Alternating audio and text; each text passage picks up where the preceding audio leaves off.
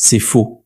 La voix d'Inès claqua dans la salle du conseil. Elle était debout, seule, face à 12 administrateurs, 3 avocats et Gabriel Delcourt au bout de la table. Il ne haussa même pas le ton. « Asseyez-vous, Madame Valois, vous n'avez plus autorité ici. » Le silence tomba d'un coup, brutal, humiliant. Inès ne bougea pas. Sur l'écran, derrière elle, son nom venait d'apparaître au-dessus d'un dossier confidentiel qu'elle n'avait jamais validé. Une opération offshore. Des transferts masqués, une signature électronique qui portait son identité. Sa fierté tenait en un mot, irréprochable. Et, en moins d'une minute, tout ce qu'elle avait construit menaçait de s'écrouler sous les yeux de Paris tout entier. Gabriel posa enfin les yeux sur elle. Pas de colère, pas de triomphe. Quelque chose de pire, une décision déjà prise. Vous quittez Delcourt International aujourd'hui. Un administrateur tenta un souffle nerveux. Gabriel, c'est un peu expéditif, nous pourrions au moins... Il leva un doigt. L'homme se tut. Comme tout le monde. Même l'air semblait lui appartenir. Inès sentit la brûlure lui monter à la gorge, puis dans les joues. Pas à cause de la honte, à cause du regard de ceux qui l'entouraient. Ce regard-là, elle le connaissait. Le même qu'à 20 ans, quand le nom Valois avait cessé d'être un nom pour devenir une rumeur. Le même qu'elle avait passé 10 ans à écraser sous le travail. Elle prit une inspiration lente. « Je demande un audit externe immédiat. » Gabriel se leva. Grand, sobre, impeccable dans son costume anthracite. Il n'avait pas besoin d'élever la voix. La salle entière se pliait déjà autour de sa présence. « Votre demande est refusée. » « Sur quelle base ? » ?»« Sur la mienne. » Un murmure parcourut la table. Ce n'était pas seulement un refus, c'était une exécution. Inès sentit quelque chose se fissurer, mais sa voix resta nette. « Vous me condamnez sans preuve. Je vous retire d'un dossier qui met ce groupe en danger. Avec un faux document. Avec un document transmis depuis votre accès sécurisé. » Il sortit une feuille de son dossier et la fit glisser vers elle. Pas vers les autres, vers elle, comme si le reste du conseil n'existait plus.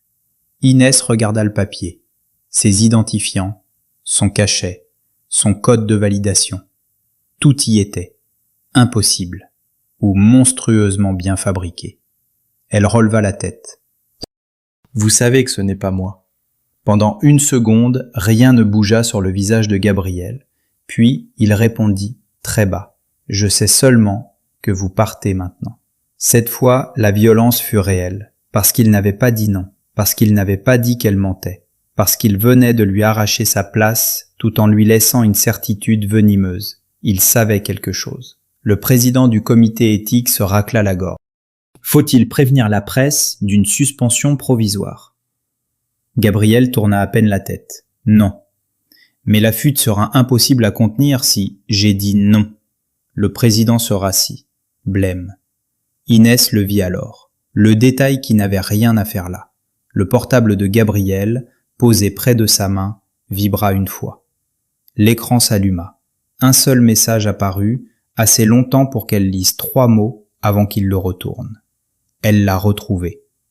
Pas le dossier, pas la preuve. Elle. Un froid sec lui traversa le dos. Gabriel reprit. À partir de cet instant, Madame Valois n'a plus de fonction, plus d'accès, plus de mandat dans aucune filiale du groupe. Il marqua une pause. Ses yeux revinrent sur elle. Et je vous interdis de prononcer encore son nom dans cette maison. Le coup partit de là. Pas de la suspension, pas du soupçon, de cette phrase. Comme si elle était déjà effacée. Comme si son nom salissait l'air. Personne ne protesta. Même ceux qu'elle avait défendus. Même ceux dont elle avait sauvé les contrats, même ceux qui, la veille encore, l'appelaient à minuit pour lui demander de tenir le groupe hors des tribunaux. Personne. Inès ramassa la feuille, la plia, très calmement. Je partirai sans aide. Gabriel fit un signe aux agents de sécurité restés près de la porte. Ils n'avancèrent pas. Ils reculèrent. Encore ce détail absurde. Ils la chassaient, mais ils refusaient qu'on la touche.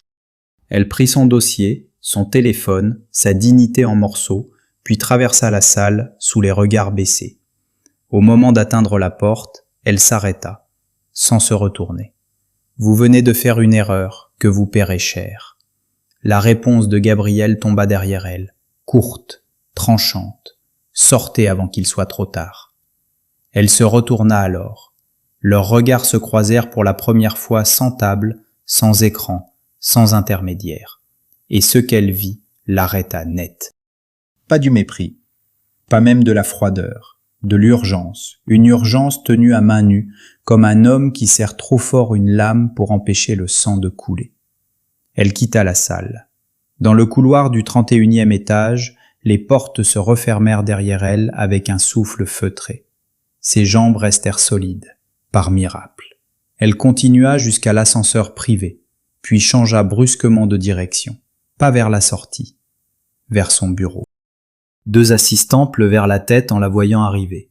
L'une d'elles ouvrit la bouche, puis la referma quand Inès passa sans ralentir.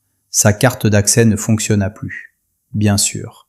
Elle posa la paume sur le verre, 1 seconde, puis frappa. « Sophia, ouvre-moi ». La jeune femme à l'intérieur pâlit en la voyant.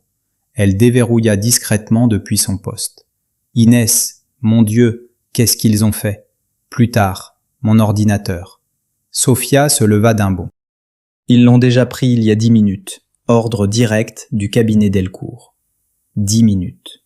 Donc avant la réunion, avant la mise en scène, avant la chute publique. Tout avait été préparé. Inès sentit son pouls cogner jusque dans ses tempes. Qui est venu? Le chef de la sécurité et maître Ravel. Ils ont aussi vidé l'armoire des dossiers physiques. Tous? Sophia hésita. Non, ils ont laissé la boîte grise, celle que tu n'ouvres jamais. Inès se figea. La boîte grise. Au fond du placard haut, sans étiquette, sans mention au registre. Elle s'en approcha, monta sur la petite marche, l'attrapa et la posa sur le bureau. Ses doigts tremblaient pour la première fois. Sophia murmura. « Qu'est-ce qu'il y a là-dedans ?» Une chose qui ne devrait intéresser personne.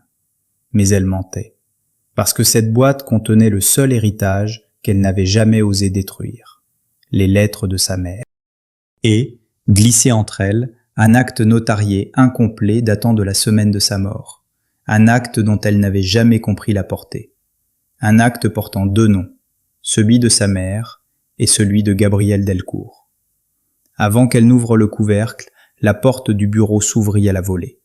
Pas Gabrielle, maître Ravel, l'avocat personnel de Delcourt. Élégant, lisse, le visage d'un homme qui annonce des catastrophes comme on confirme une réservation. « Madame Valois, vous devez partir immédiatement. » Inès posa une main sur la boîte. J'allais justement le faire. Son regard tomba sur le carton. Trop vite, trop nettement.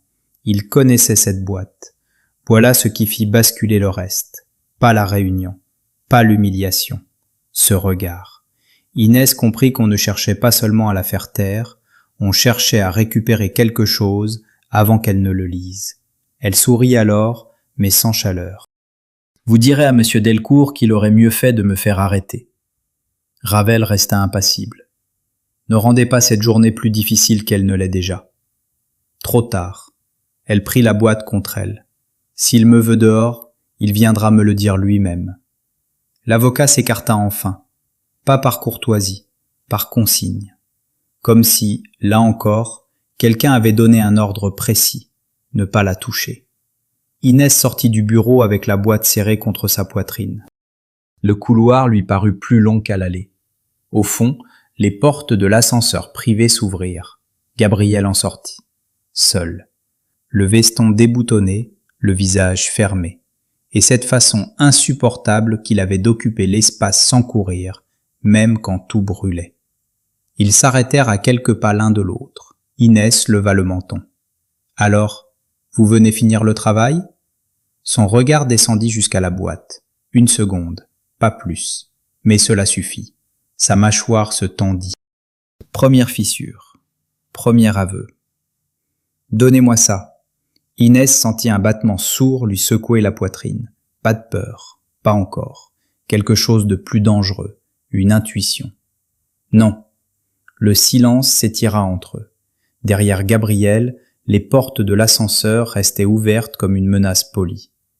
Lorsqu'il reprit la parole, sa voix avait changé. Moins publique. Plus grave. « Inès, Écoutez-moi bien. Vous devez quitter cet immeuble maintenant. Avec ça. Sans l'ouvrir ici. Sans appeler personne. Sans rentrer chez vous. » Elle cligna une fois. Puis deux. « Vous m'humiliez devant tout le conseil. Vous effacez mon nom. Et maintenant vous me donnez des ordres comme si vous me protégiez ?» Il ne répondit pas tout de suite. Ses yeux passèrent au-dessus de son épaule, vers le couloir vide, comme s'il vérifiait quelque chose qu'elle ne voyait pas. Quand il parla enfin, chaque mot tomba avec une précision glaçante. « Je vous ai fait sortir de cette salle pour une raison. Ne m'obligez pas à choisir une méthode plus sale. » Inès serra plus fort la boîte grise. Une question, une seule, traversa tout le vacarme dans sa tête et y planta sa lame. Qu'est-ce que Gabrielle Delcourt craignait le plus? Ce qu'on avait mis sur son nom ou ce qu'elle allait découvrir sur le sien? Inès ne recula pas. Une méthode plus sale que celle-ci? Il fallait oser. Gabrielle resta immobile. Le couloir était vide, trop vide. Même les assistantes avaient disparu. Même le bruit habituel des talons, des imprimantes, des voix basses semblait avoir été coupé. Il reprit, sans hausser le ton. « Descendez au parking de service. Sortez par l'accès nord. Une voiture vous attendra. Je ne monte dans aucune voiture envoyée par vous. Ce n'est pas une invitation. » Elle eut un rire bref, sec. « Vous n'êtes plus en salle du conseil, monsieur Delcourt. Ici, vous ne me faites plus taire. » Un muscle bougea dans sa joue, rien d'autre. Mais Inès comprit que sa patience tenait à très peu. « Vous croyez que j'essaie de vous contrôler. Vous m'avez humilié devant tout le groupe. Vous avez détruit ma réputation en 10 minutes. J'essaie de trouver un mot plus juste, mais non. Contrôler reste encore généreux. » Il fit un pas vers elle, un seul, pas menaçant, pire, précis. « Je vous ai humilié pour que personne ne cherche à vous suivre comme une alliée. Je vous ai sorti du conseil pour que vous cessiez d'être une cible visible au milieu d'eux. » Le souffle d'Inès se bloqua, pas à cause des mots, à cause du dernier mot. Eux. De qui parlez-vous? Pas ici. Alors pour une fois soyez clair. Il la regarda longtemps, comme s'il pesait ce qu'il pouvait dire sans tout faire sauter. La fuite dans le dossier offshore n'est pas le problème principal. C'est le bruit qu'on a fabriqué pour couvrir autre chose. Quoi? Son regard revint sur la boîte. Ce que vous tenez. Inès sentit son ventre se nouer. Elle répondit tout de suite pour ne pas lui laisser voir le trouble exact. Vous connaissez donc son contenu? Je connais ce qu'on pense y trouver. Ce n'est pas la même chose. Non. Premier aveu net. Il savait. Peut-être pas tout, mais assez pour lui arracher ce visage plus tendu que dans la salle. Elle croisa les bras autour de la boîte. Mon nom sur un faux document. Mon bureau vidé avant la réunion. Votre avocat qui pâlit en voyant ce carton. Et maintenant vous m'ordonnez de fuir avec. Vous comprenez que j'ai de très mauvaises raisons de vous croire. Ne me croyez pas, sortez quand même. Le ton avait changé. Plus bas, moins coupant, presque fatigué. Inès le détesta un peu plus pour cela. Parce qu'une part d'elle entendait la vérité sous la brutalité. Une vibration fendit le silence. Pas la sienne. Le téléphone de Gabrielle dans sa poche intérieure. Il le sortit, lut l'écran, puis leva les yeux vers l'extrémité du couloir. Cette fois, elle vit clairement l'alerte passer dans son regard. Pas feinte, pas calculée pour elle, réelle. Il glissa le téléphone dans sa veste. Trop tard. Pourquoi? Pour sortir par le parking. Inès n'eut pas le temps de répondre. Au bout du couloir, 2 hommes apparurent. Pas des employés. Costume sombre, oreillettes discrètes, démarche trop lisse pour être anodine. Ils marchaient vite, mais sans courir. Comme des hommes certains que tout leur était déjà ouvert. Gabrielle se plaça entre eux et elle.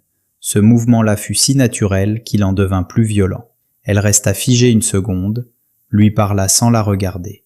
« Quand je vous le dirai, vous entrerez dans l'ascenseur derrière moi. Vous n'appuierez sur aucun bouton. Vous perdez votre temps. Inès. » Un seul mot. Et dedans, pour la première fois, quelque chose d'autre que de l'autorité. Un effort. Une demande retenue de force. Les 2 hommes s'arrêtèrent à quelques mètres. Le plus âgé sourit à peine. « Monsieur Delcourt, le conseil est terminé à ce qu'on nous a dit.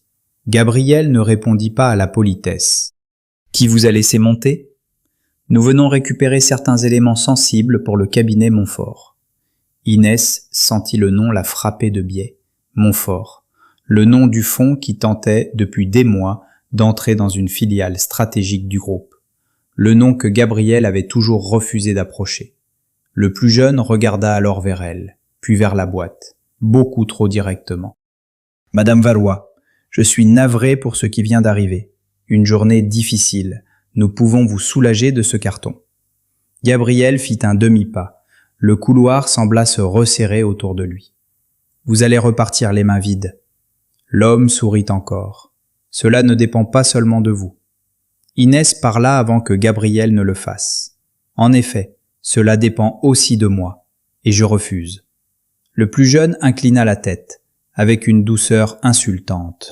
« Vous ne mesurez peut-être pas les conséquences de ce refus.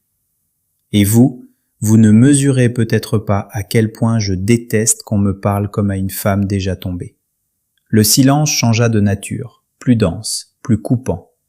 Gabriel murmura, sans la quitter tout à fait de l'épaule, « Maintenant. » Il recula vers l'ascenseur, forçant l'angle sans la saisir. Elle détesta l'admettre, mais elle bougea, parce que les deux hommes avaient cessé de jouer. Parce que celui de gauche avançait déjà la main. Parce qu'au fond d'elle, depuis le message aperçu sur le téléphone, depuis le regard de Ravel, depuis l'armoire vidée avant la réunion, tout criait la même chose, ce carton valait plus que sa carrière. Gabriel entra le premier dans l'ascenseur privé. Elle le suivit. Les portes commencèrent à se refermer. Le plus jeune tendit brusquement le bras. Gabriel le repoussa d'un geste sec, rapide, sans un mot. Pas spectaculaire, terriblement propre. Les portes se fermèrent, l'ascenseur descendit. Inès recula aussitôt jusqu'à la paroi opposée. « Qui sont-ils » Gabriel appuya sur une commande interne qu'elle ne connaissait pas. Aucun étage ne s'afficha. Des gens qui n'avaient pas le droit de savoir que cette boîte existe. Et pourtant, il savait où la trouver. Oui, grâce à vous, il leva les yeux sur elle. Grâce à quelqu'un qui a accès à beaucoup plus que votre bureau. Répondez à la question. Non. Elle le fixa. J'ai besoin de mieux que ça. Vous n'aurez pas mieux ici. La cabine glissait en silence, trop longtemps pour une simple descente. Puis elle comprit. Vous ne nous emmenez pas au rez-de-chaussée. Non. Où? Dans un endroit où on ne pourra pas ouvrir ses portes de l'extérieur. Vous voyez? Voilà exactement pourquoi je ne vous crois pas. Vous décidez tout, vous coupez l'air, vous me traitez comme un problème à déplacer. Cette fois, il encaissa sans l'interrompre. Elle continua, plus bas. Vous avez prononcé mon nom comme une faute devant tout le monde. Et maintenant, vous voulez que je vous suive dans une pièce fermée avec la seule chose qui semble vous inquiéter davantage que mon départ. Le visage de Gabriel se durcit, pas contre elle, contre lui-même. Je sais ce que j'ai fait. La phrase la surprit. Elle s'attendait à un démenti, pas à cela. Il reprit. Et je sais ce que ça vous coûtera dehors si je vous laisse partir maintenant sans comprendre ce qui a été déclenché. Ce qui a été déclenché par qui? Par quelqu'un qui voulait deux choses, vous salir et mettre la main sur un document ancien avant que vous ne le lisiez. Quel document? Il regarda la boîte grise, puis son visage. Et, pour la première fois depuis qu'elle le connaissait, il sembla hésiter à dire son propre nom. Celui qui relie votre mère à moi. Le sol manqua sous les pieds d'Inès, pas au sens propre, quelque part plus bas, plus profond. Sa main se crispa sur le carton. Vous n'avez pas le droit de prononcer ma mère. Sa voix avait changé sans qu'elle s'en rende compte, moins tranchante, plus nue. Gabriel répondit aussitôt, sans froideur. Je sais. L'ascenseur s'arrêta. Un étage caché, sans indication. Les portes s'ouvrirent sur un couloir étroit, éclairé d'une lumière douce, presque clinique. Aucune fenêtre, aucun logo. Juste une porte blindée au fond. Inès ne bougea pas. Je ne vais nulle part tant que vous ne me dites pas ce qu'elle avait à voir avec vous. Gabriel resta sur le seuil de l'ascenseur, à distance, comme s'il savait qu'un pas de trop briserait ce qui tenait encore. Votre mère a signé quelque chose pour vous protéger. Le cœur d'Inès cogna si fort qu'elle en eut mal. Contre qui? Il soutint enfin son regard, et cette fois, il n'y avait plus ni conseil, ni pouvoir, ni mise en scène. Seulement une vérité qui coûtait déjà cher avant même d'être dite. Peut-être contre ma propre famille. Inès resta immobile sur le seuil. Le couloir caché lui donnait l'impression d'avoir quitté l'immeuble sans sortir de ses murs. « Votre famille ?» Gabriel inclina légèrement la tête. « Entrez, je vous dirai ce que je peux. »« Non, vous parlerez ici. » Il accepta le refus sans insister. C'était presque plus troublant que ses ordres. Mon grand-père a bâti ce groupe avec des alliances que personne n'écrit dans les brochures. Des dettes, des services, des silences. Certaines choses disparaissent, d'autres personnes aussi. Inès serra la boîte contre elle. Et ma mère dans tout ça?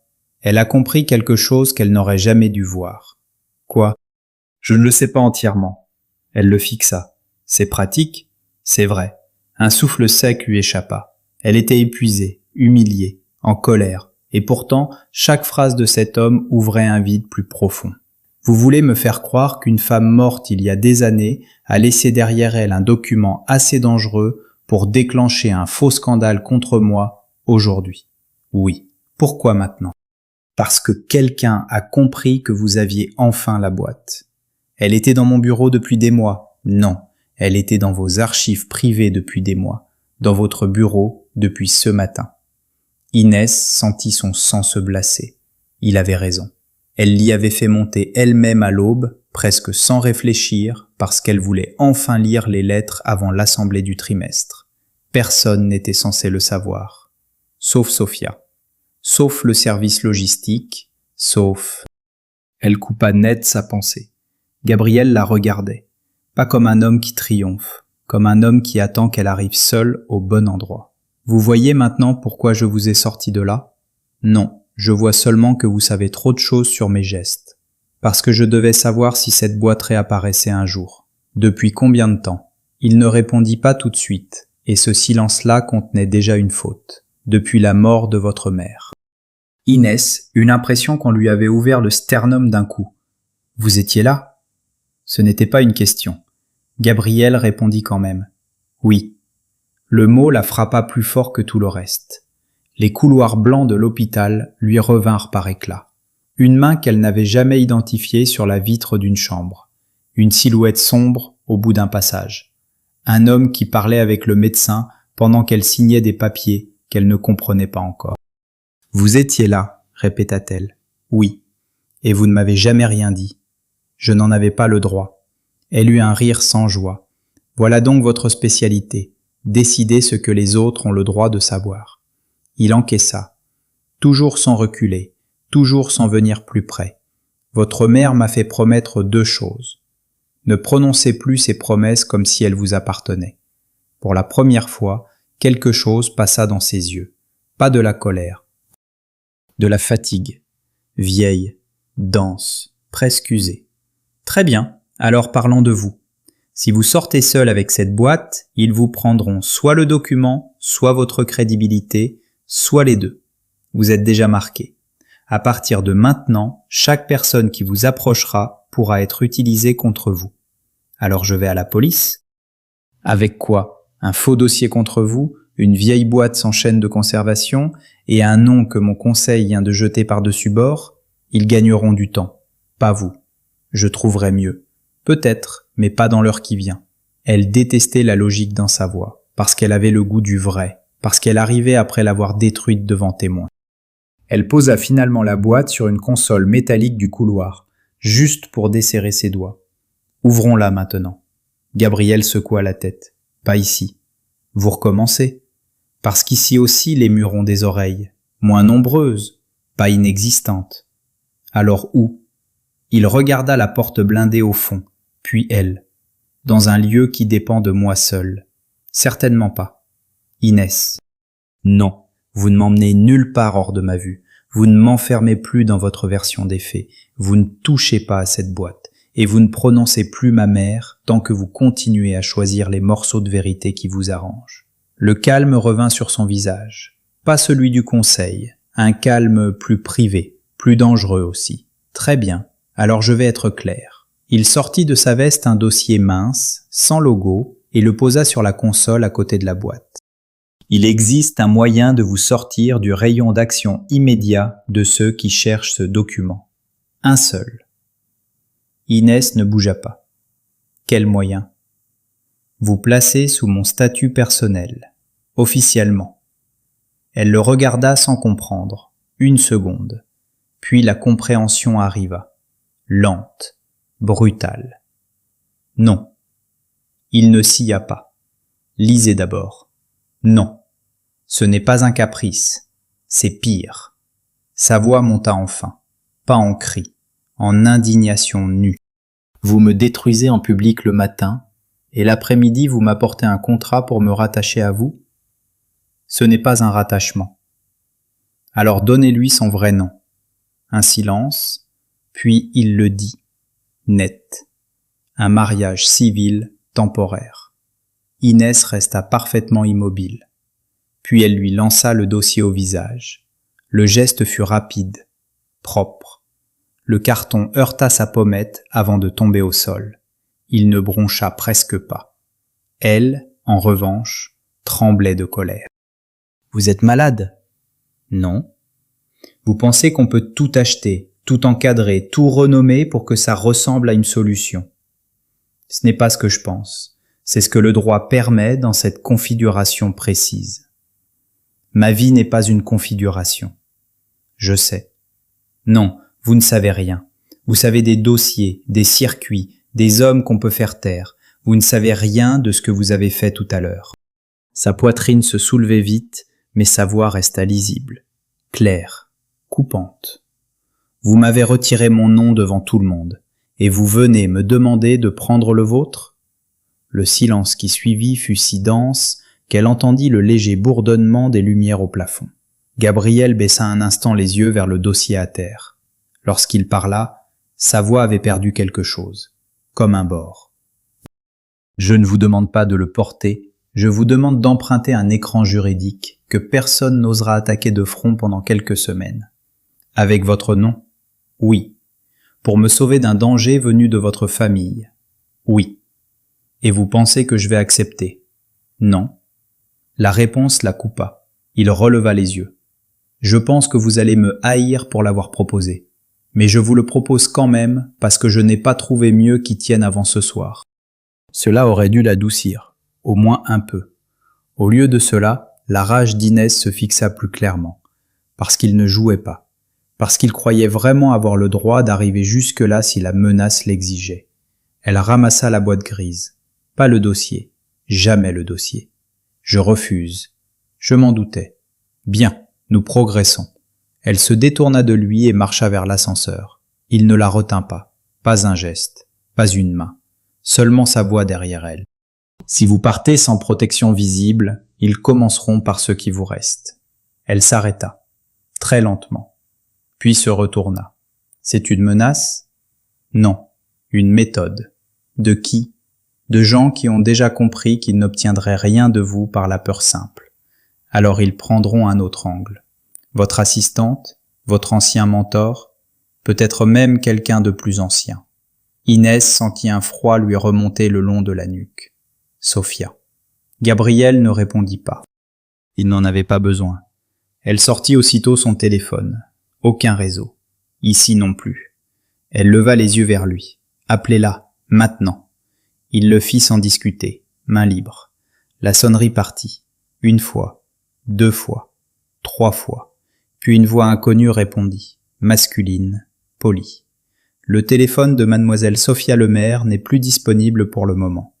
La ligne coupa. Inès sentit le sol se dérober sous la colère. Il ne restait plus qu'un choix qu'elle refusait, et un temps de plus en plus court pour en inventer un autre. Inès ne quitta pas Gabriel des yeux. Je veux entendre Sophia. Pas une promesse, pas un rapport. Elle. Gabriel acquiesça aussitôt. Il composa un numéro différent, très court, puis attendit. Cette fois, la ligne prit presque immédiatement. Une femme répondit. « Oui, monsieur. » Passez-lui le téléphone, maintenant. Un bruit de porte, un souffle. Puis la voix de Sophia, blanche et précipitée. « Inès ?» Quelque chose céda dans la poitrine d'Inès. Pas la peur, la tension qui tenait tout debout depuis le conseil. « Où es-tu » ? « En sécurité, je crois. 2 hommes m'ont sorti par les archives quand un type du cabinet Montfort a demandé à me voir. Je n'ai rien dit. Je te jure que je n'ai rien dit. »« Tu n'as rien à jurer. Tu es blessé ?»« Non, juste, j'ai eu peur. » Inès ferma les yeux une seconde. Juste une seconde. « Écoute-moi. Tu restes là où tu es. Tu ne réponds à personne. Tu n'ouvres à personne, sauf si c'est moi. » Sophia hésita, puis ajouta plus bas. « Inès, Maître Ravel savait pour la boîte avant que je la sorte du placard. Il a dit au chef de la sécurité de laisser le carton gris en place. Il a dit ça mot pour mot. » Le silence se creusa. Gabriel l'entendit aussi. Inès ouvrit les yeux. « Merci. Reste en sécurité. Je te rappelle dès que je peux. » La ligne coupa. Elle ne parla pas tout de suite. Le nom de Ravel était venu trop vite, trop proprement, comme un fil qui dépassait enfin de la couture. Gabriel attendit, sans profiter du choc, sans remplir le vide. Inès inspira lentement, puis elle dit « Je refuse toujours votre méthode, mais je refuse encore plus de leur laisser Sophia. » Il hocha la tête, pas comme un vainqueur, comme un homme qui recevait une décision lourde.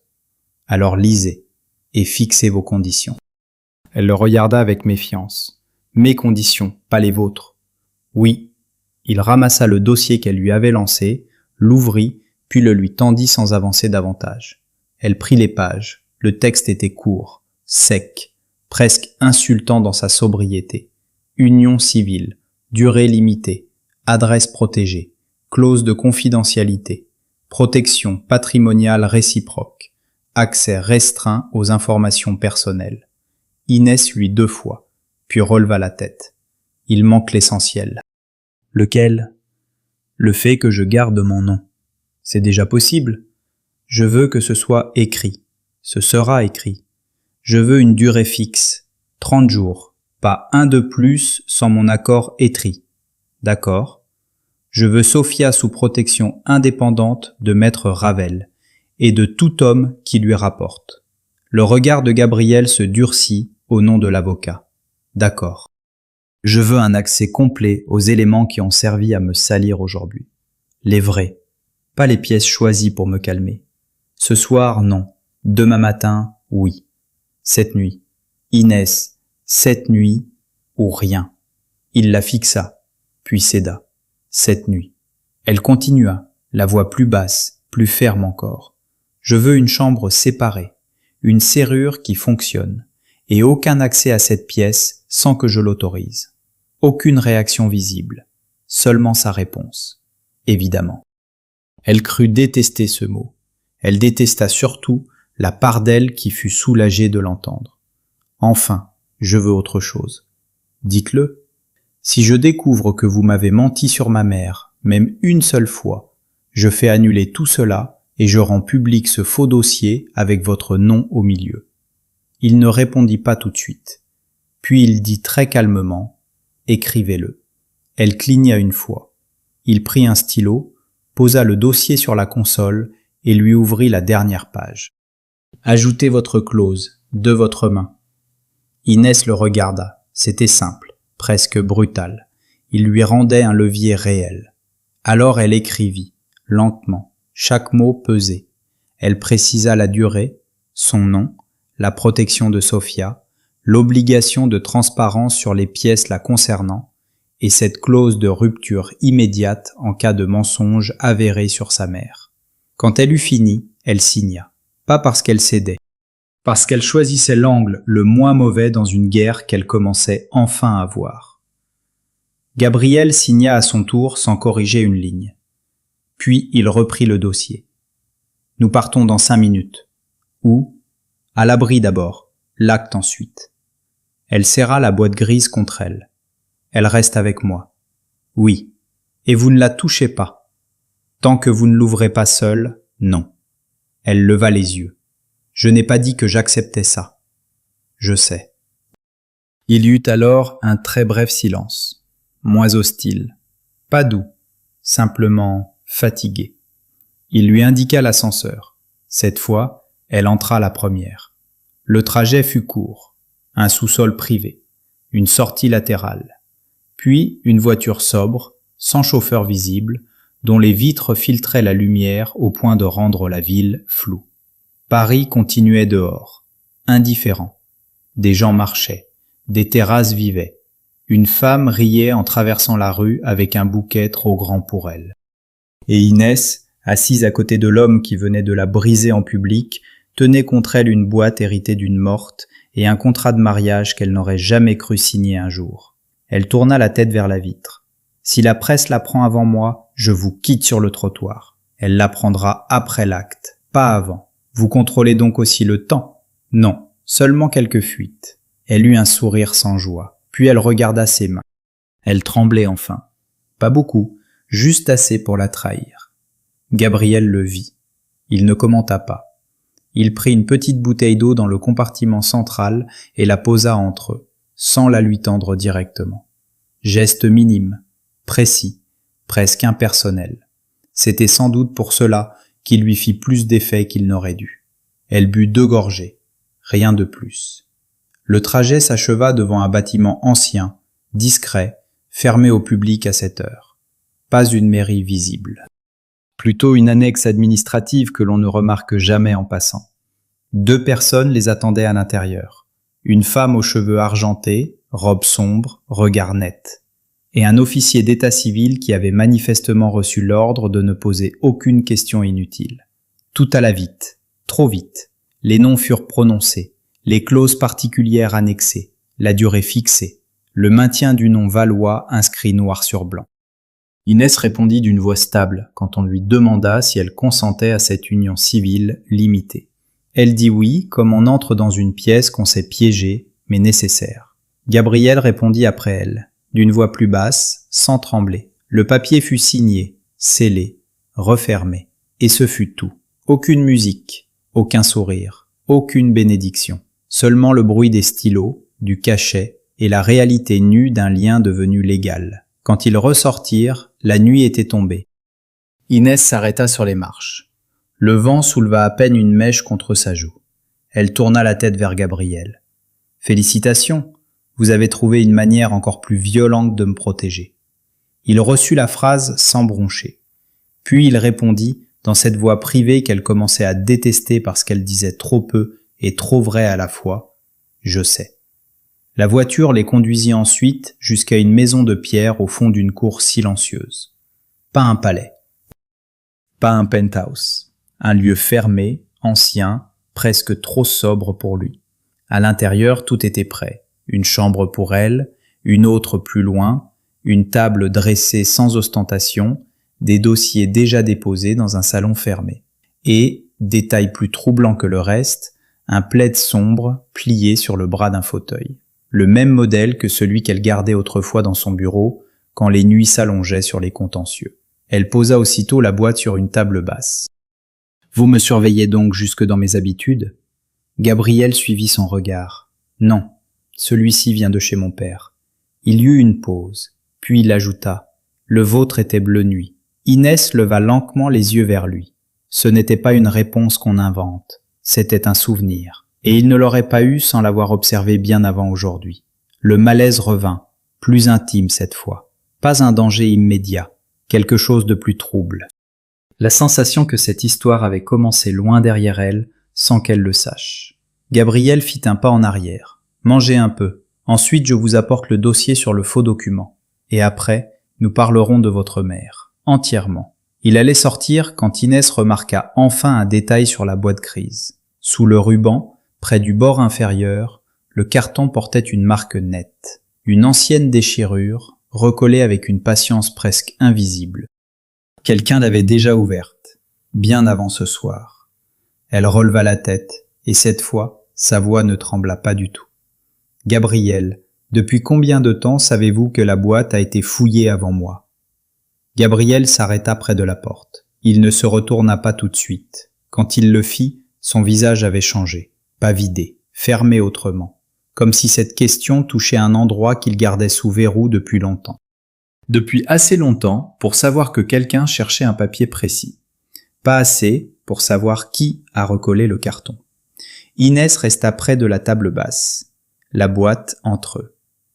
Vous l'avez laissée entre mes mains sans me dire qu'elle avait déjà été ouverte? Oui. Pourquoi? Parce que si je vous l'avais dit dans le couloir, vous auriez voulu l'ouvrir immédiatement. Peut-être. Certainement. Elle serra la mâchoire. Il avait raison. Et elle détestait encore qu'il ait raison. Gabriel posa alors un dossier mince sur la console, à distance de la boîte.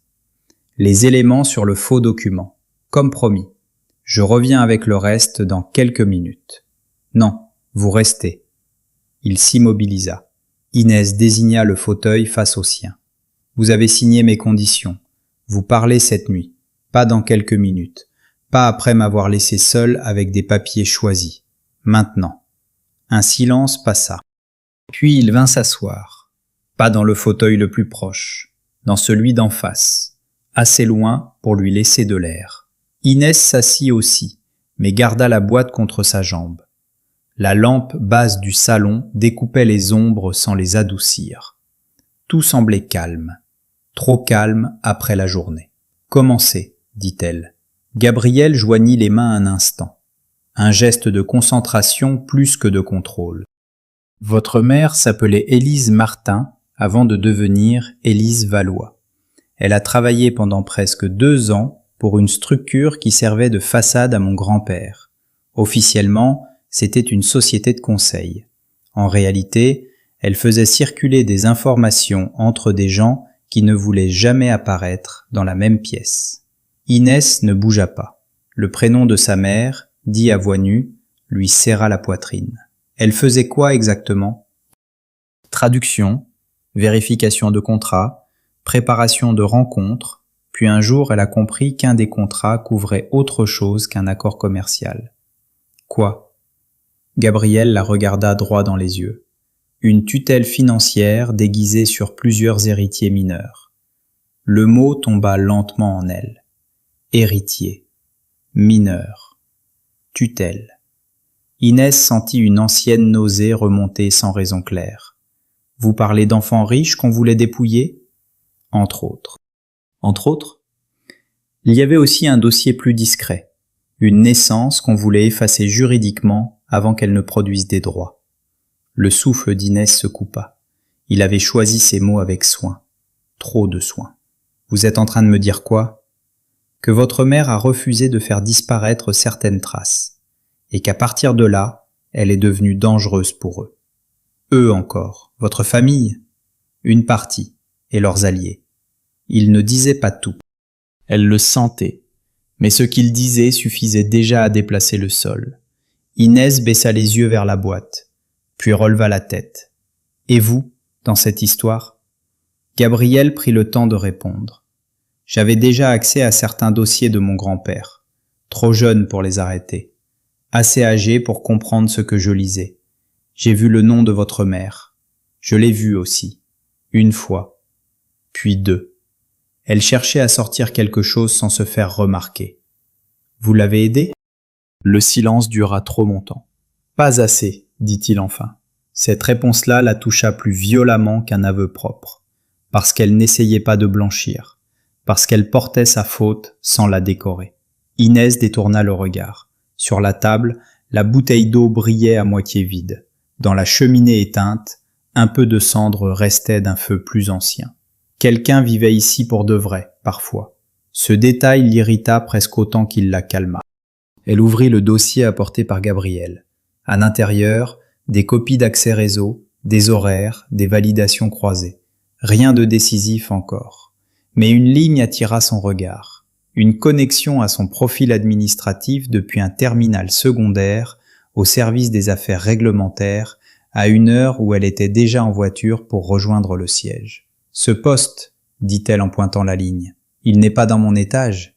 Gabriel se pencha légèrement, sans franchir la distance. Non.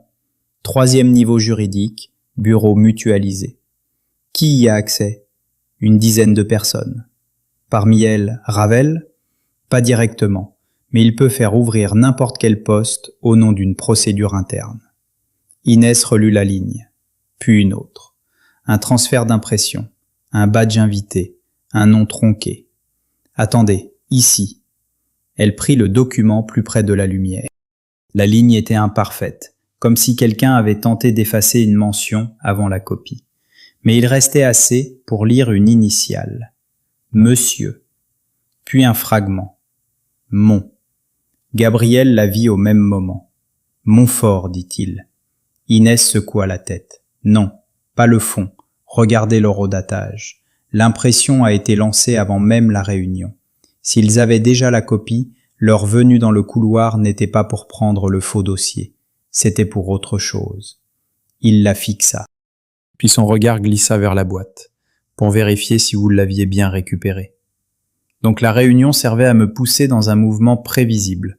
On me salit, on vide mon bureau, on laisse exprès le carton, on me regarde courir vers la seule chose qui peut encore me faire réagir. Oui. La colère d'Inès se mit à brûler plus claire, moins dispersée, plus utile. Alors quelqu'un me connaît, vraiment, assez pour savoir que j'irai d'abord vers ce que je protège avant d'aller vers ce que je perds. Gabrielle ne répondit pas. C'était encore un oui. Elle ferma le dossier. J'ai besoin d'air. Elle se leva et marcha jusqu'à la fenêtre du salon. La cour intérieure était presque noire. Une seule lampe allumée près du portail. Aucun bruit de rue. Juste le lointain de la ville derrière les murs. Sa voix, quand elle reprit, était plus basse. Quand ma mère est morte, on m'a rendu 2 sacs, un manteau et une enveloppe vide qu'on m'a dit d'ignorer. J'avais l'impression qu'il manquait quelque chose, mais à cet âge-là, on doute de sa propre mémoire plus vite que du monde. Gabriel resta silencieux. C'était bien. Pour une fois, il ne remplissait pas. J'ai passé des années à me dire que j'avais tout reconstruit seul, continua-t-elle, que personne n'avait rien touché, que le nom Valois me suffisait parce qu'il ne devait rien à personne. Le calme de la pièce tenait à peu. Elle le sentait, lui aussi. Et maintenant, dit-elle, j'apprends qu'un homme que je croyais seulement dangereux connaissait la couleur du plaid dans mon bureau, surveillait la réapparition de la dernière boîte de ma mère et était là le jour où elle est morte.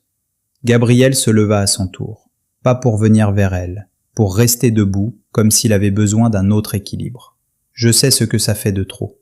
Inès eut un rire bref, las. Non. Vous savez ce que ça vous coûte, à vous.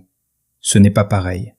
Pour la première fois, il sembla vouloir répondre puis renoncer à la formule la plus simple. Quand il parla, sa voix était plus lente, un peu plus basse, presque fendue. Vous avez raison, ce n'est pas pareil. Moi, j'ai eu le temps de m'habituer à l'idée que ma famille pouvait détruire ce qu'elle prétendait protéger. Vous, on vous l'impose en une nuit. Inès resta tournée vers la vitre. Cette phrase ne réparait rien. Elle atteignait pourtant sa cible, précisément. Un bruit léger les fit se retourner. Sur la table basse, sous la boîte grise, un petit morceau de papier dépassait. Inès fronça les sourcils. Elle souleva le carton de quelques millimètres. Un fragment plié était resté collé sous le fond, sans doute libéré par le déplacement. Elle le prit. Le papier était jauni, très fin, arraché d'une page plus grande. 3 mots seulement y tenaient encore, d'une écriture qu'elle reconnut immédiatement. Celle de sa mère. Pas lui. Garde Inès loin. Sa gorge se serra d'un coup. Elle leva les yeux vers Gabriel, et cette fois, la question n'avait plus rien d'abstrait. Loin de qui? Inès tenait le fragment entre 2 doigts, comme s'il pouvait encore se déchirer sous son regard. Pas lui. Garde Inès loin.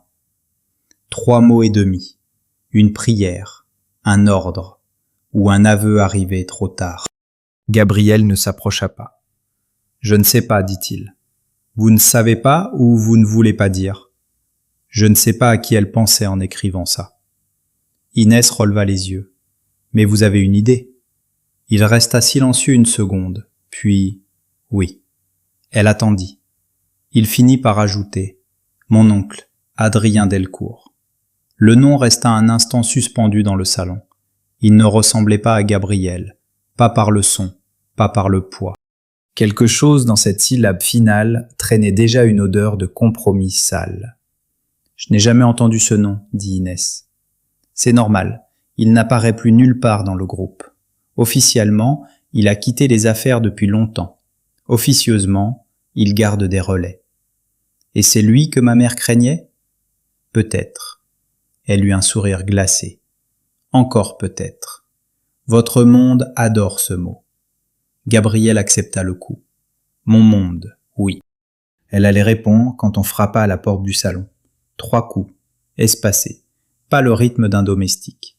Gabriel se tourna aussitôt. Son visage redevint fermé. Restez ici. Certainement pas.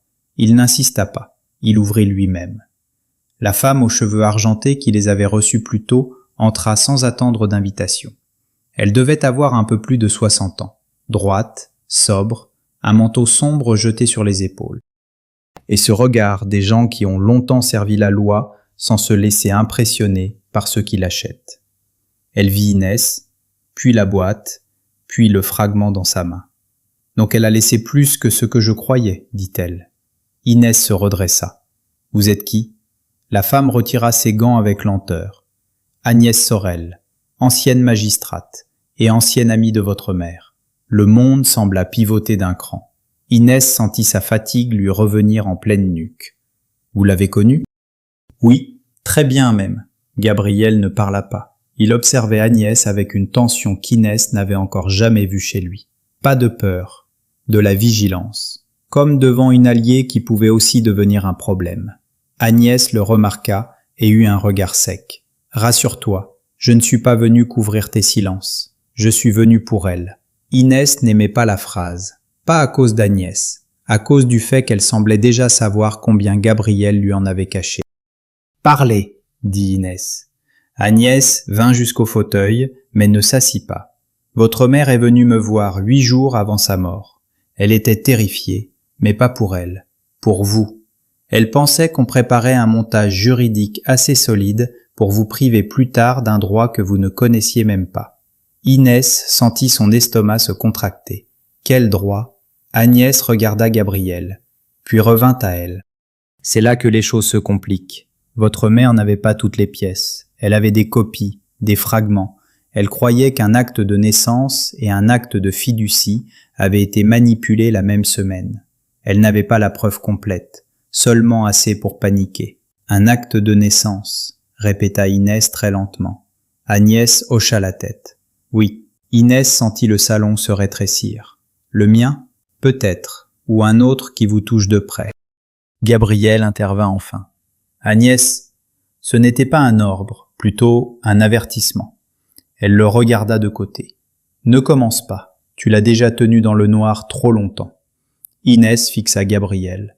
Donc elle savait, et vous aussi. Il répondit sans détour. Je savais qu'il existait une manipulation possible autour de votre naissance. Je ne savais pas si elle avait été menée jusqu'au bout. Le mot tomba comme une gifle. Naissance, manipulation. Elle sentit une colère froide monter plus haut que les autres. Vous alliez signer une clause de transparence il y a quelques heures. Vous comptiez me le dire quand? Après m'avoir montré les pièces qui vous arrangeaient encore? Cette nuit. Trop tard. Agnès prit alors un petit objet dans son sac. Une enveloppe ivoire, épaisse, fermée par un cachet ancien déjà fendu. Votre mère m'a confié ceci, avec une consigne. Le remettre à Inès uniquement si quelqu'un tentait de salir son nom pour récupérer ce qu'elle avait laissé. Inès tendit la main. Gabriel parla immédiatement. « Attendez !» Elle tourna la tête vers lui avec une violence nette. « N'osez pas. » Sa voix changea. Rarement elle l'avait entendue aussi basse, aussi tendue. « Je ne veux pas vous l'interdire. Je veux savoir si le sceau a été touché. » Agnès répondit à sa place. « Non, pas jusqu'à ce soir. Et oui, j'ai vérifié moi-même. » Elle donna l'enveloppe à Inès. Le papier était froid, réel. Son nom était écrit dessus, de la main de sa mère. À Inès, seulement si Gabriel ne peut plus empêcher le pire. Le souffle d'Inès se brisa, pas sous les mots, sous le dernier morceau. Si Gabriel ne peut plus empêcher le pire. Elle releva lentement les yeux. Gabriel n'avait pas bougé. Mais quelque chose dans son visage s'était fermé plus durement. Pas par défense, par douleur. Agnès observa la scène sans intervenir. Inès ouvrit l'enveloppe.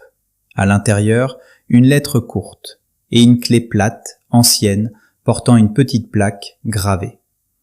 Consigne 27, gare Saint-Lazare. Elle lut d'abord la lettre.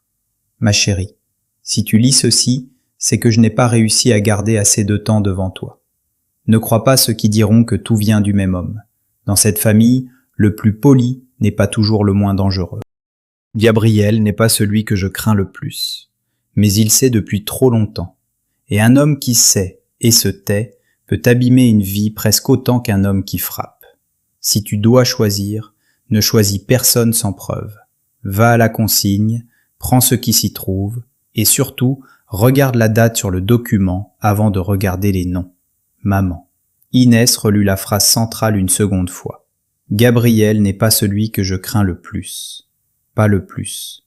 Donc il restait dans le cercle. Pas innocent, pas simple. Agnès brisa enfin le silence. Voilà pourquoi je suis venu, pour qu'elle cesse de confondre protection et vérité. Gabriel la regarda, dur. Je n'ai jamais demandé qu'elle les confonde. Non, tu as seulement tout organisé pour qu'elle n'ait pas le choix. Inès ferma les yeux, une seconde, puis elle replia la lettre, avec soin, avec une précision qui lui évita de trembler. Quand elle rouvrit les yeux, elle ne regarda ni Agnès ni Gabriel. Seulement la clé dans sa paume. La gare, dit-elle, j'y vais maintenant.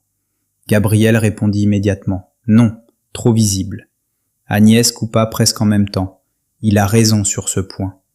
Inès eut un rire bref, fatigué, amer. Magnifique. Même quand vous vous opposez, vous tombez d'accord pour décider à ma place. Elle glissa la clé dans sa poche, puis leva enfin les yeux vers Gabriel. Ce qu'elle ressentait n'avait plus de nom simple. Moins de haine qu'au conseil, pas de confiance, quelque chose de plus instable, plus dangereux aussi. La certitude qu'il la protégeait peut-être d'un vrai péril, et la certitude égale qu'il faisait partie, depuis le début, de la blessure qu'elle essayait de comprendre. Très bien, dit-elle, nous n'irons pas à la gare ce soir, mais à partir de maintenant, vous ne me cachez plus rien. Sinon je pars avec la clé pendant que vous dormez. Le regard de Gabriel glissa une seconde vers sa poche, puis remonta vers son visage. Et dans ce silence précis, Inès comprit une chose de plus. Ce n'était pas seulement la boîte qui l'inquiétait désormais, c'était ce qu'elle allait trouver demain sans lui. Inès ne dormit presque pas. Elle resta longtemps assise au bord du lit, la clé dans une main, le fragment de lettre dans l'autre. La maison était silencieuse, trop vaste pour être rassurante, trop calme pour qu'elle s'y abandonne. Vers l'aube, elle ouvrit enfin la porte de sa chambre. Sur le seuil, un plateau l'attendait. Thé noir, pain grillé, un petit pot de confiture d'abricot et une feuille pliée. Nous partons à 8 heures, avec vous devant. La clé reste sur vous, aucun détour.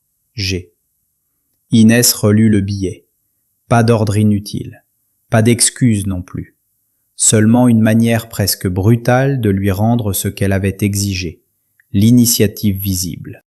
Elle prit le thé, but une gorgée debout, puis retourna s'habiller. Quand elle descendit, Gabriel était déjà dans le salon.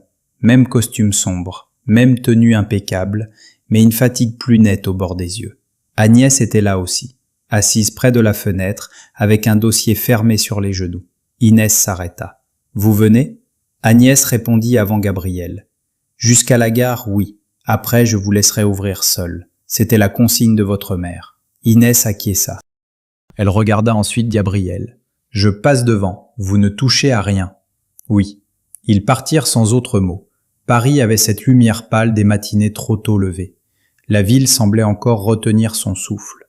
Dans la voiture, Inès garda la clé dans la poche intérieure de son manteau, les doigts souvent posés dessus, comme pour vérifier qu'elle existait encore. Agnès observait la rue. Gabriel, lui, observait les reflets. Personne ne parlait. Pour une fois, le silence n'était pas une arme. Plutôt une marche raide vers quelque chose qu'aucun d'eux ne pouvait encore nommer. À la gare Saint-Lazare, ils entrèrent par une porte latérale. Pas d'escorte visible, pas de scène. C'était ce qu'Inès avait exigé avant de quitter la maison. Elle refusa même que Gabriel marche à côté d'elle. Il resta un pas derrière. Agnès à sa gauche. La consigne se trouvait au fond d'un couloir ancien, derrière une rangée de casiers métalliques repeints trop souvent. Inès trouva le numéro. 27. Sa main hésita une seconde, puis elle introduisit la clé. Le mécanisme résista d'abord, puis céda. Le casier s'ouvrit avec un bruit sec. À l'intérieur, il n'y avait qu'une boîte plate en fer noir, pas plus grande qu'un dossier, et une enveloppe brune tachée sur un coin. Inès prit l'enveloppe d'abord. Elle était légère, vide. Ou presque. En la retournant, un petit ticket plié tomba au sol. Gabrielle se baissa par réflexe. « Ne me touchez pas, dit-elle aussitôt. » Il s'arrêta net. Inès ramassa elle-même le ticket. Consigne renouvelée tous les 6 mois. Même numéro. Pendant des années. Puis arrêt brutal, 3 mois avant la mort de sa mère. Agnès souffla doucement. Elle y revenait donc depuis longtemps. Inès posa le ticket dans sa poche, puis prit la boîte noire. Un petit cadenas fermait le couvercle. Pas de clé cette fois, seulement un système simple, ancien. Agnès sortit une épingle de son chignon, sans un mot, et la lui tendit. Votre mère ouvrait tout avec ça. Malgré elle, Inès eut un très léger sourire, presque douloureux. Oui, moi aussi à 13 ans. Elle s'agenouilla devant la boîte, glissa l'épingle, chercha la résistance, sentit le ressort, força à peine. Le clic fut minuscule, mais dans le couloir vide, il résonna comme une réponse attendue depuis trop longtemps. Elle ouvrit. À l'intérieur reposaient 3 éléments. Un dossier notarié ficelé d'un ruban crème, une photographie et une cassette audio miniature avec une étiquette écrite à la main. Ne pas écouter seul. Inès prit la photo. Ses doigts se glacèrent tout de suite. On y voyait sa mère, plus jeune que dans ses souvenirs, fatiguée, très belle encore. Et à côté d'elle, devant ce qui ressemblait à l'entrée d'une étude notariale, se tenaient 2 hommes. Le premier, elle le reconnut immédiatement. Gabriel, beaucoup plus jeune, le visage plus dur, presque maigre. Le second lui était inconnu, cheveux gris, profil élégant, un sourire qui n'atteignait pas les yeux. Au dos de la photo, une date avait été inscrite, 3 jours avant sa naissance officielle. Inès sentit son cœur manquer un battement. Pas sa naissance officielle. Le mot n'était écrit nulle part. Mais il était là, dans sa tête, parce que la lettre de sa mère l'avait déjà préparée à craindre les dates plus que les noms. Elle retourna la photo, la regarda encore. Gabriel n'essaya pas de parler. C'était sans doute la meilleure chose à faire. Inès posa alors la photographie sur la boîte ouverte et prit le dossier notarié. Le ruban était encore serré, intact. Elle le défit. À l'intérieur, plusieurs copies, un acte, une déclaration sous seing privé, un reçu, et un document plus mince, presque translucide, portant le sceau d'une étude aujourd'hui disparue. Agnès tendit un peu le cou. Lisez la première page. Inès lut. Ses yeux accrochèrent tout de suite la ligne centrale. Convention de fiducie provisoire pour protection d'intérêts futurs. Plus bas, 2 noms. Élise Martin, Gabriel Delcourt. Son souffle se bloqua. Pas parce qu'ils apparaissaient ensemble, parce qu'ils apparaissaient ensemble à une date impossible. Antérieure à son acte de naissance connu. Elle relut. Puis encore. Ce n'est pas possible, murmura-t-elle. Gabriel parla enfin. Sa voix était basse, très contrôlée. Lisez la clause finale. Inès fit glisser la page. Ses doigts tremblaient, mais sa lecture resta nette. La fiducie temporaire sera levée des établissements définitifs de la filiation légale de l'enfant concerné, sous réserve d'absence de contestation par la branche Delcourt. Le couloir sembla s'éloigner. Agnès posa une main légère dans le vide, sans toucher Inès. Juste, prête au cas où. Branche Delcourt, répéta Inès. Elle leva les yeux vers Gabriel. Pourquoi votre nom apparaît dans un acte sur ma filiation? Il soutint son regard, et, pour la première fois depuis la veille, il n'eut pas l'air d'un homme capable de tout tenir. Parce qu'on m'a désigné comme garant provisoire. De quoi? De vos droits, jusqu'à ce qu'un autre nom soit fixé sans vous faire disparaître. Le mot était lâché. Disparaître. Pas protéger, pas encadrer. Disparaître. Inès sentit une colère sourde se lever, mais derrière elle venait autre chose. Quelque chose de plus ancien. Une peur sans image claire. Elle reprit les papiers un à un. Sur le reçu, un versement apparaissait au profit d'une étude notariale. Signataire G. Delcourt. Sur la déclaration privée, une phrase était barrée à l'encre noire, mais on lisait encore assez pour comprendre. L'enfant sera présenté comme issu de... La suite avait été noyée volontairement. Agnès murmura. Voilà pourquoi votre mère disait de regarder la date avant les noms. Si vous aviez vu Gabriel en premier, vous auriez cru à une simple manœuvre de sa famille. Mais la date montre autre chose. Quelqu'un agissait avant même que votre état civil soit stabilisé. Inès prit alors le dernier document, le plus fin, le plus pâle, un relevé de registre de maternité. Elle le déplia entièrement. Ses yeux descendirent jusqu'à la ligne soulignée à la main. Nouveau-né féminin transféré sous identité suspendue sur demande exceptionnelle de la famille. Le nom final avait été arraché. Pas effacé, arraché. Inès sentit le papier crisser entre ses doigts. Elle l'avait enfin. La première vraie preuve. Pas une rumeur, pas un souvenir, un document. Un morceau du mécanisme posé dans sa main. Et ce morceau disait qu'à sa naissance, quelqu'un avait suspendu son identité avant de lui en donner une autre. Elle leva lentement la tête vers Gabriel. Ses yeux ne cherchaient plus à savoir s'il mentait seulement. Il demandait autre chose, beaucoup plus grave. Qui voulait que je n'existe pas sous mon vrai nom? Agnès les conduisit dans un ancien cabinet, à 2 rues de la gare. Un lieu sobre, boiserie sombre, rayonnage fermé. Une grande table vide au centre. Ici, rien ne ressemblait au pouvoir de Gabriel. Et cela suffit à Inès pour respirer un peu mieux. La boîte noire fut posée devant elle, la photographie à gauche, le dossier notarié à droite, la cassette au milieu. Ne pas écouter seul. Inès regarda Gabriel. Cette fois, vous ne parlez pas avant elle. Il inclina la tête. D'accord. Agnès sortit d'un tiroir un vieux lecteur. Pas élégant, pas moderne, fiable. Elle y glissa la cassette. Le petit déclic du mécanisme sembla trop fort dans la pièce. Puis la bande commença.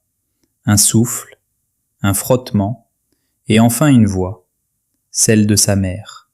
Plus jeune que dans les souvenirs d'Inès, plus fatiguée aussi, mais bien elle. Si tu entends ceci, ma chérie, c'est que je n'ai pas réussi à tenir assez longtemps.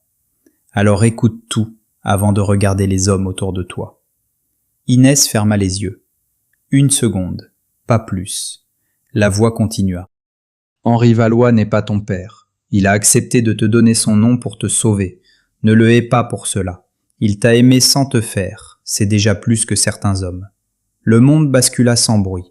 Pas un choc net. Plutôt une ligne qui cède sous les pieds. Inès ne bougea pas. Elle ne cligna même pas. Seule sa main se referma lentement sur le bord de la table. La voix de sa mère reprit. Ton père biologique est Adrien Delcourt. Il a voulu me garder caché tant que cela l'arrangeait. Puis il a voulu t'effacer quand ta naissance a commencé à coûter plus cher que son silence. Agnès baissa les yeux. Gabriel resta immobile. Trop immobile. Comme un homme qui avait déjà entendu la condamnation et savait qu'elle était juste. On a tenté de suspendre ton identité avant l'enregistrement définitif, poursuivit la bande. Pas pour te protéger, pour empêcher qu'un jour tu portes une part de droit qu'ils voulaient garder dans leurs branches. J'ai refusé, j'ai couru, j'ai menti, j'ai signé ce que je pouvais pour gagner du temps. Inès sentit quelque chose se déchirer en elle.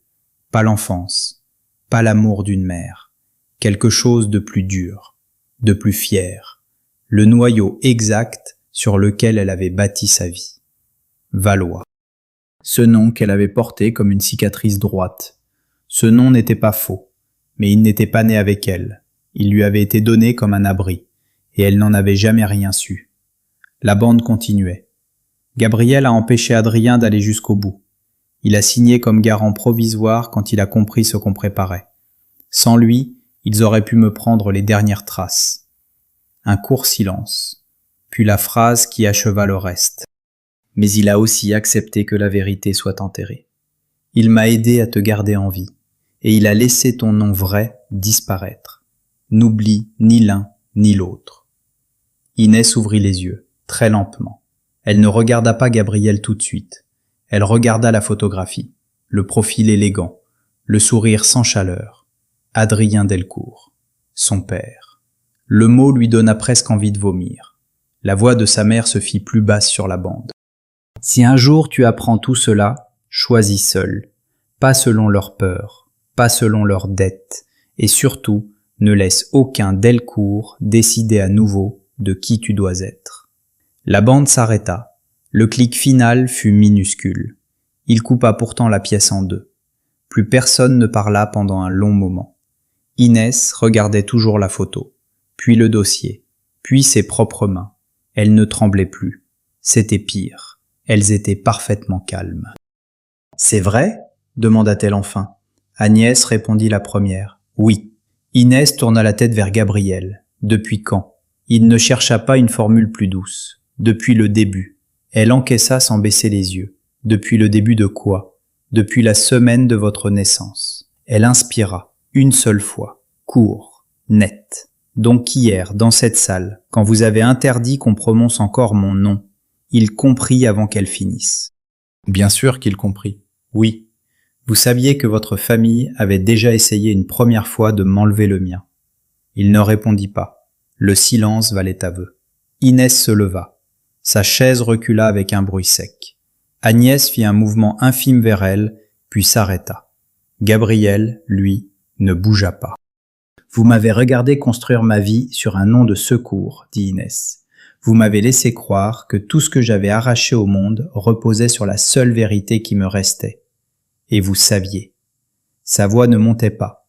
Elle coupait plus profond ainsi. Vous saviez qu'Henri Valois m'avait choisi, pas faite. Vous saviez qu'Adrien Delcourt avait voulu m'effacer. Vous saviez que je portais un nom prêté pour survivre. Et vous m'avez laissé apprendre tout cela par une cassette. Gabriel finit par se lever aussi, lentement, comme si chaque geste devait payer quelque chose. Oui. Le mot frappa plus fort que n'importe quelle défense. Inès eut un rire vide. Vous adorez ce mot quand il détruit les autres. Cette fois, il répondit plus vite. Pas pour se sauver, pour dire enfin quelque chose d'entier. Je vous ai laissé dans le mensonge parce qu'à chaque fois que j'ai voulu l'ouvrir, Adrien a remué des gens, de l'argent, des dossiers et parfois pire.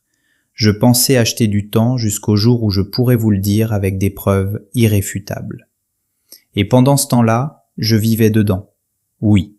Et hier, vous m'avez humilié avec mon nom sous les yeux. Il baissa un instant les paupières, pas par faiblesse, par honte, enfin visible. Oui. Inès s'approcha de la table. Elle prit la photo, la lettre, les copies, puis la cassette, tout ce qui touchait à elle, tout ce qui disait qu'elle n'était pas née là où elle croyait. Agnès demanda doucement « Où allez-vous » Inès répondit sans détourner les yeux de Gabriel, loin de lui, pour commencer. Agnès hocha la tête. « Je peux vous héberger ? Merci. » Gabriel ne protesta pas. Il aurait pu. Il avait le contrat, le dispositif de protection, les équipes, les portes, la maison fermée. Il avait 1000 façons de la retenir sous prétexte de sécurité. Inès le savait. Et lui aussi. Elle prit son manteau, glissa les papiers contre elle, puis s'arrêta à un pas de lui. « Dites-moi juste une chose. Une seule. » Il attendit. « Si ma mère n'était pas morte, m'auriez-vous dit la vérité un jour ?» Le visage de Gabriel se tendit, un instant seulement. Puis il répondit dans cette voix rare, plus lente, presque abîmée. Pas assez tôt. Ce fut la dernière chose. Pas la plus spectaculaire.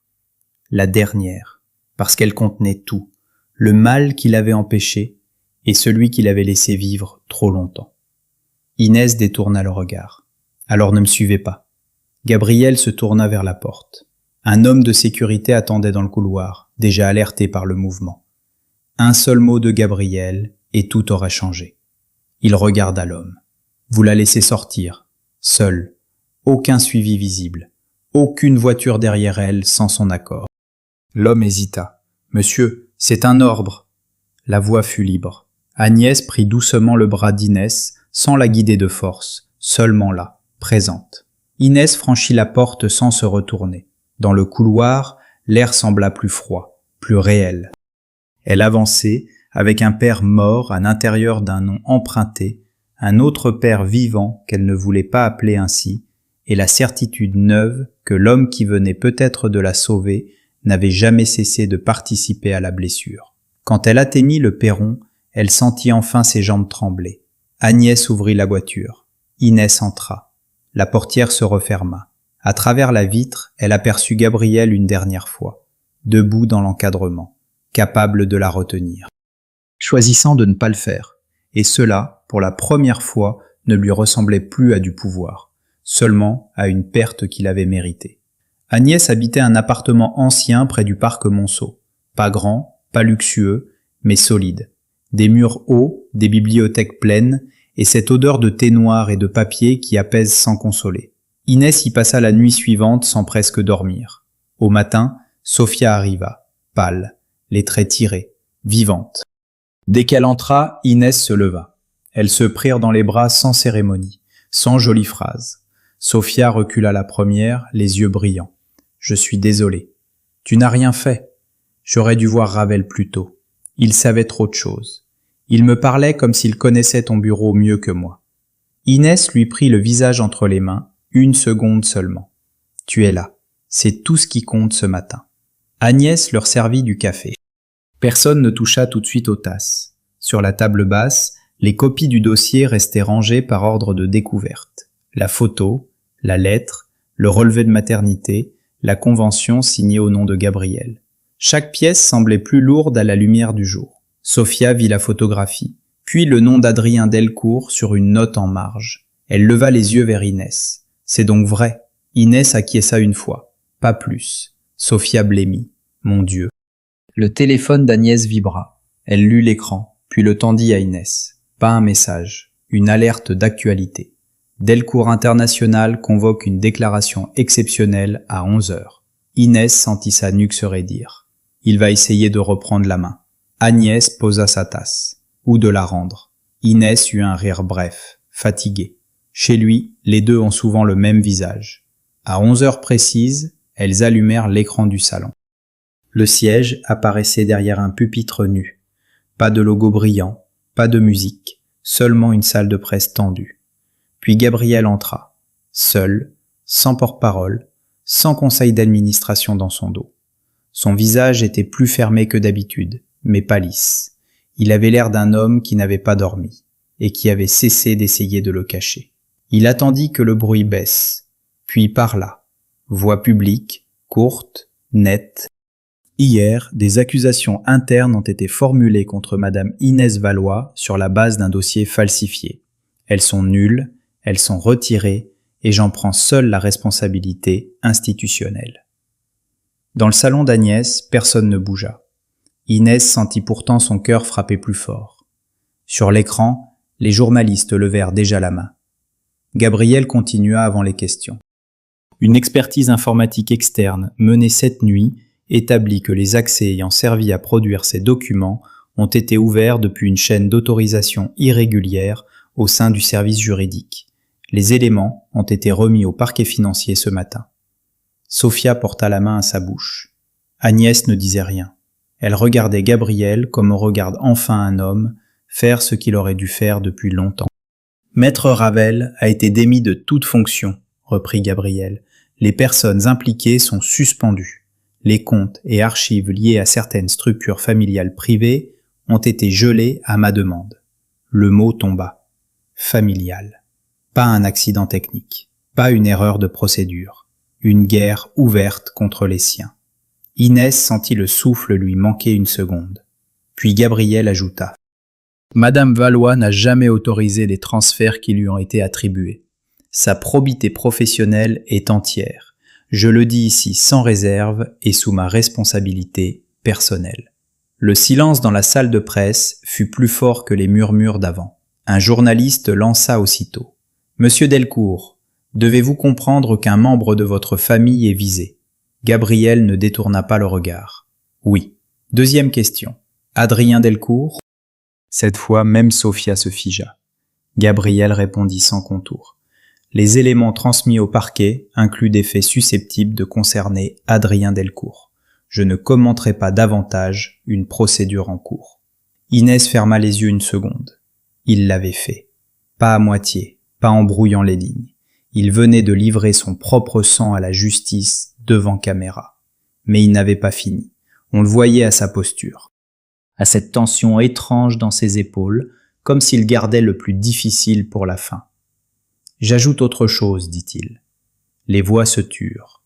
En raison de mon implication personnelle ancienne dans des faits que je n'ai pas révélés à temps à Madame Valois, je me mets en retrait immédiat de la présidence exécutive du groupe. Un administrateur indépendant assurera l'intérim. Sophia lâcha un souffle. Agnès, cette fois, tourna enfin la tête vers Inès. Gabriel poursuivait. Toujours debout, toujours droit, mais sa voix avait perdu un peu de métal. J'ai empêché une partie du mal, je n'ai pas empêché l'autre, et le silence n'est pas une innocence. Inès sentit cette phrase entrer droit là où la colère avait passé la nuit. Pas pour l'effacer, pour la nommer avec exactitude. Sur l'écran, les questions explosaient déjà. Il n'y répondit plus. Il quitta le pupitre. La diffusion coupa, le salon resta silencieux. Très longtemps. Puis Sophia murmura « Il vient de faire sauter sa propre maison. » Agnès acquiesça. Oui. Inès ne parlait pas. Parce qu'au fond d'elle, quelque chose résistait encore. La justice n'effaçait pas la blessure. L'aveu public ne réparait pas le temps volé. Et pourtant, il avait payé. Vraiment payé. Pas avec des mots privés, avec sa place, avec son nom, avec la guerre ouverte contre sa propre branche. On sonna à la porte. Agnès alla ouvrir elle-même. Un coursier attendait, dossier à la main. Pas de signature, pas de conversation. Seulement une enveloppe au nom d'Inès. À l'intérieur, 3 documents. Le premier était l'acte de dissolution anticipée de leur union civile, déjà signé par Gabriel. Il lui laissait le choix de l'enregistrer quand elle voudrait. Aujourd'hui, dans une semaine, jamais. Le second était une lettre dactylographiée, très courte. Vous n'avez plus besoin de mon nom comme écran. Vous n'avez pas à le garder 1 heure de plus. Toutes les protections visant Sophia et vos archives demeurent actives, que vous signiez ou non. GD. Le troisième document était manuscrit, plus bref encore. La clé de l'étude Ponce se trouve dans la poche intérieure du dossier brun. Les registres de naissance y ont été déposés ce matin. Agnès sait où. Votre nom vous appartient. Choisissez-en l'usage, sans moi. Inès relut la dernière phrase 2 fois. Sans moi. Pas une plainte, pas une manière détournée de revenir, un retrait réel. Elle posa les papiers, puis se leva. « Où allez-vous » demanda Sophia. Inès prit son manteau. « À l'étude Ponce. » Agnès se leva à son tour. « Je viens. » Inès secoua la tête. « Non, cette fois, j'y vais parce que je le décide, pas parce que quelqu'un m'y conduit. » Sophia fit un pas vers elle. « Tu es sûre ?» Inès la regarda, puis regarda la table, les preuves, l'acte de dissolution signé avant même qu'elle le réclame, l'écran noir où Gabriel n'apparaissait plus. « Non, dit-elle, mais j'y vais quand même. » L'étude Ponce se trouvait dans une rue étroite du 8e arrondissement. Une façade discrète, une plaque ancienne, à l'intérieur, un notaire au visage grave l'attendait déjà. Pas obséquieux, presque respectueux au sens strict. Il la fit entrer dans une salle d'archives. Là, sur une table couverte de feutre vert, reposait un registre ouvert à la page marquée. Le notaire parla peu. Monsieur Delcourt a ordonné la levée complète des scellés privés qui concernaient votre dossier. Cette levée l'expose à des actions civiles de sa famille. Il en a été informé, il a maintenu sa décision. Encore un prix, encore un. Inès s'approcha de la table. Sur la page, son acte de naissance rectifié apparaissait enfin. Pas simple, pas propre, mais entier. Né d'Élise Martin, père non déclaré lors de l'enregistrement initial. Substitution patronymique validée ensuite par consentement d'Henri Valois. Annotation annexe sous séquestre levé. Plus bas, dans la marge libérée, une note d'époque. Contestation présentée par A. Delcourt, rejet provisoire. Le nom la brûla moins cette fois, parce qu'il était écrit. Encadré, situé, il n'était plus une ombre au-dessus d'elle, seulement une trace à combattre. Inès posa les doigts au bord du registre, puis leva lentement le menton. Pour la première fois depuis la veille du conseil, elle sentit revenir quelque chose de stable. Pas la paix, mieux, le droit de choisir ce qu'elle ferait de la vérité. Il fallut du temps. Pas une nuit, pas un geste. Du temps réel, le genre qui ne répare pas, mais qui arrête au moins l'hémorragie. Pendant les semaines qui suivirent, Inès ne retourna pas au siège. Elle travailla depuis l'appartement d'Agnès, puis depuis un bureau prêté par une étude indépendante. Sophia resta près d'elle, Agnès aussi. Les pièces sortirent une à une. Ravel fut mis en examen. Adrien Delcourt disparut d'abord, puis fut localisé en Suisse avant qu'une procédure ne le rattrape enfin.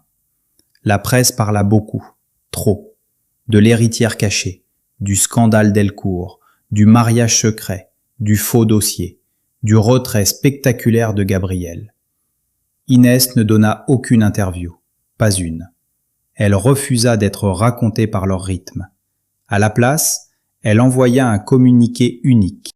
Cour.net, elle y confirmait la falsification. Elle remerciait Henri Valois pour le nom qu'il lui avait donné par amour et non par fraude. Et elle annonçait qu'elle garderait ce nom publiquement, par choix, pas par ignorance, pas par nécessité, par choix. Ce fut la première décision qui lui rendit vraiment sa respiration. Valois restait, non plus comme un refuge imposé, comme une fidélité offerte en retour. Dans les registres, elle fit ajouter Martin, pour sa mère, pour que plus rien ne soit effacé. Elle devint donc, devant la loi complète, Inès Martin Valois. Mais dans le monde, pour elle-même, elle resta Inès Valois. Cela aussi était une manière de dire non.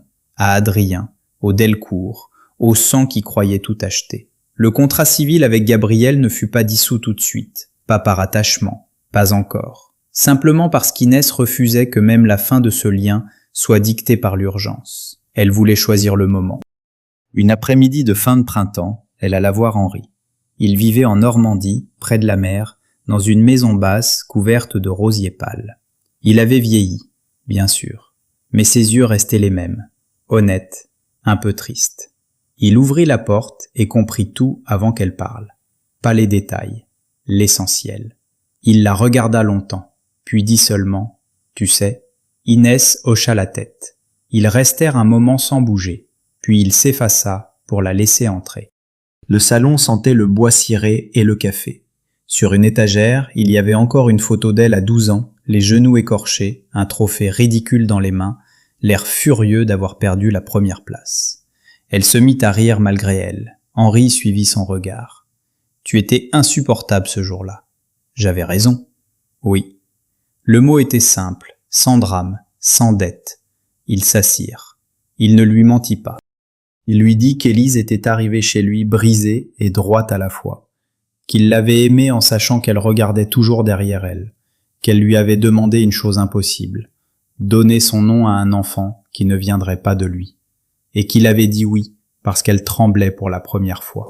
« J'aurais voulu te le dire plus tôt, murmura-t-il, mais chaque année qui passait rendait le silence plus lourd, et j'avais peur qu'en touchant à cette histoire, on te remette en danger. » Inès baissa les yeux sur sa tasse. Tout le monde avait peur pour moi. Personne ne m'a laissé choisir. Henri encaissa sans se défendre. Je sais. Elle le regarda alors. Vraiment. Cet homme n'était pas son père biologique, mais il l'avait porté sur ses épaules après des chagrins d'école. Il lui avait appris à changer une roue, à lire un contrat sans trembler, à ne jamais remercier quelqu'un de l'avoir respecté, parce que le respect n'est pas une faveur. Le lien était là, indiscutable, construit, aimé. « Je garde Valois, dit-elle. » Henri ferma les yeux une seconde. Quand il les rouvrit, il brillait un peu. « Alors j'aurais au moins fait une chose juste. » Elle tendit la main. Il la prit. Ce geste-là guérit quelque chose que les preuves n'avaient pas pu atteindre. Pas tout, assez pour avancer.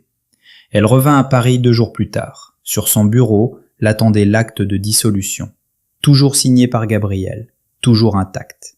En dessous, un autre document, sans enveloppe, sans messager officiel, simplement déposé là par Agnès. « Il ne l'a pas envoyé, dit-elle. Il me l'a laissé au cas où tu voudrais le lire. » C'était une lettre manuscrite, très courte. « Inès, je ne vous demanderai ni pardon immédiat, ni place dans votre vie. J'ai rendu ce que je pouvais rendre, je paierai le reste plus longtemps. J'aurais dû vous dire la vérité avant d'avoir des preuves parfaites. J'ai confondu protection et droit de décider. Vous aviez raison sur tout cela. Vous n'avez rien à faire de mon nom. Mais si un jour vous voulez la version entière, sans avocat, sans stratégie, sans écran, je viendrai où vous le déciderez. Gabriel. Inès relut la lettre 2 fois, puis la plia. Et, pour la première fois, elle ne sentit pas seulement la colère. Il y avait encore la blessure, toujours vive. Mais autour, quelque chose d'autre commençait à respirer. La possibilité qu'un homme paie sans exiger d'être absous. Elle demanda à Agnès de lui fixer un rendez-vous. Pas le soir, pas dans une maison cachée, pas chez lui. Dans un jardin public, en plein jour, près du Luxembourg. Quand Gabriel arriva, il portait un manteau sombre simple, sans escorte visible. Il avait maigri, ou peut-être était-ce seulement le poids tombé de lui. Il s'arrêta à bonne distance. « Vous vouliez me voir ?» « Oui. » Elle sortit le document de dissolution, le posa sur la table de fer entre eux. Je ne le signerai pas aujourd'hui. Il ne parla pas. Pas d'espoir brutal dans son visage, seulement une attention si nette qu'elle en fut presque blessée. Inès continua. « Je ne le garderai pas non plus comme une chaîne. Ce lien finira. Mais pas dans la précipitation, pas comme le reste. » Gabriel hocha lentement la tête. « D'accord. » Elle le regarda longtemps. Le soleil filtrait à travers les feuilles. Des enfants couraient plus loin. La vie normale continuait autour d'eux avec une insolence presque douce. « Je ne vous fais pas confiance encore, » dit-elle. « Je sais. Et je ne vous pardonne pas. » Sa voix se fit plus basse, plus vraie. « Je sais aussi. » Elle prit une inspiration, puis ajouta « Mais je vous crois quand vous dites que vous savez enfin ce que vous avez fait. Et c'est déjà plus que ce que j'ai eu des autres. » Quelque chose passa dans les yeux de Gabriel. Pas du soulagement. Une douleur moins seule. Il resta silencieux. C'était bien. Inès posa alors sa main à plat sur la table. Pas vers lui. Simplement là. Entre eux. Comme une frontière claire. Et une possibilité. La version entière, dit-elle. Vous me la donnerez. Morceau par morceau. Quand je le déciderai. Si vous mentez une fois, tout s'arrête. Oui. Et vous n'approchez plus Sophia, ni Agnès, ni Henri, jamais sans passer par moi. Oui. Cette fois, malgré elle, un léger sourire vint toucher sa bouche, fatigué, presque incrédule. Vous voyez, ce mot vous va mieux quand il obéit à quelqu'un d'autre. Contre toute attente, Gabriel eut lui aussi l'ombre d'un sourire, triste. Réel. J'apprends. Ils restèrent encore un moment sans parler. Le vent bougeait les arbres. Au loin, une cloche sonne à l'heure. Rien n'était réparé. Adrien existait toujours. La vérité restait sale. Sa mère n'allait pas revenir. Et l'homme en face d'elle avait contribué à lui voler des années de certitude. Mais cette fois, rien n'était forcé. Ni son nom, ni son avenir. Ni même ce lien étrange et douloureux qui refusait de mourir tout à fait. Inès se leva la première. Gabriel fit de même. « Je vous écrirai, dit-elle. J'attendrai. » Elle prit son manteau puis hésita une seconde, une seule. Gabriel, il releva les yeux. Merci de m'avoir laissé partir. Le silence qui suivit fut léger et terrible à la fois. Puis il répondit, dans cette voix rare, plus lente, presque nue. C'était la première chose juste que je vous devais entièrement. Inès hocha la tête, puis elle partit, pas pour fuir, pour vivre, avec le nom qu'elle avait choisi. La vérité qu'elle portait enfin. Et, derrière elle, un homme qui ne pouvait plus décider de sa vie, seulement espérer mériter un jour d'y entrer sans la briser.